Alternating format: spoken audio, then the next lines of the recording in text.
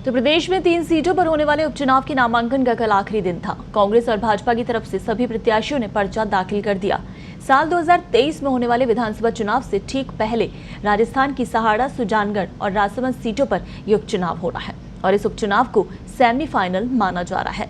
यही वजह है कि दोनों ही पार्टियां जीत के लिए कोई कोर कसर नहीं छोड़ना चाहती। इन 3 सीटों पर हो रहे उपचुनाव में दोनों ही पार्टियों के कई दिग्गज नेताओं की साख दांव पर है। देखिए इस रिपोर्ट में।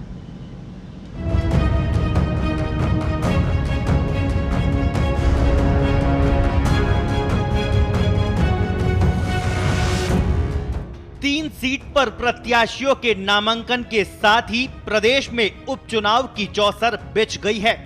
कांग्रेस और भाजपा के साथ ही कुछ निर्दलीय प्रत्याशियों ने मंगलवार को नामांकन दाखिल कर दिया। 2018 के चुनाव पर नजर डाली जाए तो कांग्रेस का पलड़ा भारी है।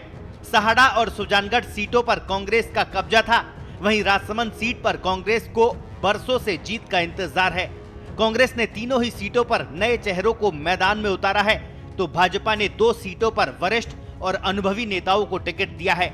चुनावी मैदान में योद्धाओं की तस्वीर साफ होने के बाद अब दोनों ही पार्टियां जनता के बीच वोट मांगने जाएंगी। कांग्रेस अपने 2.25 साल के कार्यकाल की उपलब्धियां गिनाने के साथ ही किसान आंदोलन को मुद्दा बना रही है। वहीं भाजपा बढ़ते महिला अपराध, बेरोजगारी और किसान कर्ज माफी के जरिए जनता के वोट की अपील करेगी। सहाड़ा और राजसमंद में बागी सबसे बड़ी चुनौती है। सहाड़ा से पिछले विधानसभा चुनाव में बागी होकर चुनाव लड़ चुके लादूलाल पितलिया को हाल ही में पार्टी में लिया गया था, लेकिन इस बार भी उनको टिकट नहीं मिला है। पितलिया घोषणा कर चुके हैं कि वे चुनाव लड़ेंगे। उन्हें पिछली बार भी 30,000 से ज्यादा वोट मिले थे। वहीं भाजपा के 2018 में सहाड़ा से प्रत्याशी रहे रूपलाल जाट के भाई बद्रीलाल जाट को आरएलपी ने टिकट दिया है। दोनों ने ही नामांकन दाखिल कर भाजपा के लिए सहाड़ा में दिक्कत पैदा कर दी है। वहीं कांग्रेस में भी गायत्री देवी का विरोध तेज हो गया है। कांग्रेस और भाजपा के प्रदेश अध्यक्षों के कार्यकाल में ये पहला विधानसभा चुनाव है। ऐसे में सहाड़ा, राजसमंद और सुजानगढ़ सीट पर हो रहे उपचुनाव में प्रदेश कांग्रेस अध्यक्ष गोविंद सिंह डोटासरा और भाजपा प्रदेशाध्यक्ष सतीश पूनिया की भी साख दांव पर है।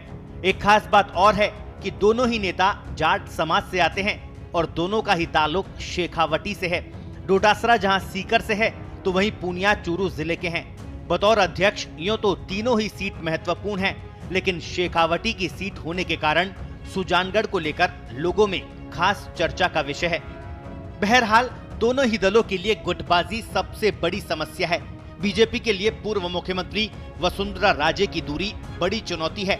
आलम यह है कि तीनों जगहों पर उपचुनाव के पोस्टर और बैनर पर भी राजे का चित्र नदारद है। पार्टी के आधिकारिक अकाउंट पर तीनों उपचुनाव से संबंधित जो पोस्टर जारी किए गए हैं, उनमें भी वसुंधरा राजे को स्थान नहीं मिल पाया है।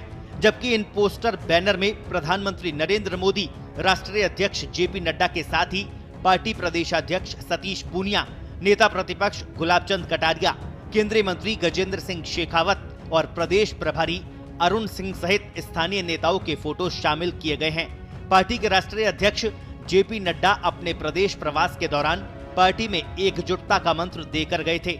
पार्टी प्रभारी अरुण सिंह बार बार पार्टी के एकजुट होने की बात कह रहे हैं, लेकिन जिस तरह से पार्टी का एक धड़ा मंगलवार को भी चुनाव से दूर नजर आया, उससे साफ दिख रहा है कि पार्टी में सब कुछ ठीक नहीं है।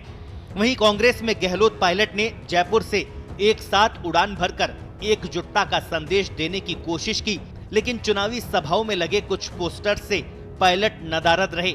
ऐसे में अंदाजा लगाया जा सकता है कि पार्टी में कितनी एकजुटता है। अब देखना यह होगा कि दोनों दल उपचुनाव के रण में कैसे फतह हासिल करते हैं। ब्यूरो रिपोर्ट, पत्रिका टीवी।